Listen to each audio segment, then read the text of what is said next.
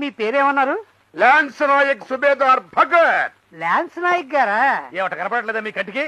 చేతిలో తుపాకీ ఉన్నా కూడా పెట్టలు తొల్లగా తనబడ మీ దృష్టికి. మరి కాదా? నూనె స్వామి అంటే మీసాలను ఎంటుకులు నిక్కబొడుచుకుంటే ముళ్ళ పండు అనుకుంటున్నారా? మరేంటి నూనె స్వామి? అది కాదయ్యా, గబుక్కుని చూస్తే చిన్నపిల్లల చేతిలో చాక్లెట్లు పెట్టి ఎత్తుకుపోయే వాళ్ళ కనిపిస్తున్నాడా?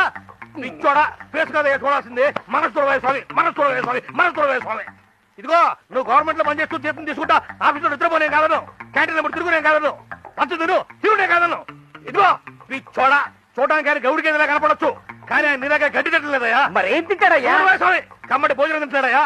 ఇది అసలు నాకు అర్థం కదా, మీ గడ్డి గట్టి కనిపిస్తాడయ్యా ఆయన. మొన్న ఈయన కూడా అంతే నానా మాట అన్నాడు, నేను ఉన్నా కాబట్టి సరిపోయింది. ఇప్పుడు నువ్వు మధ్య ఏనంటే అయిపోయాడు నేను ఉండగానే.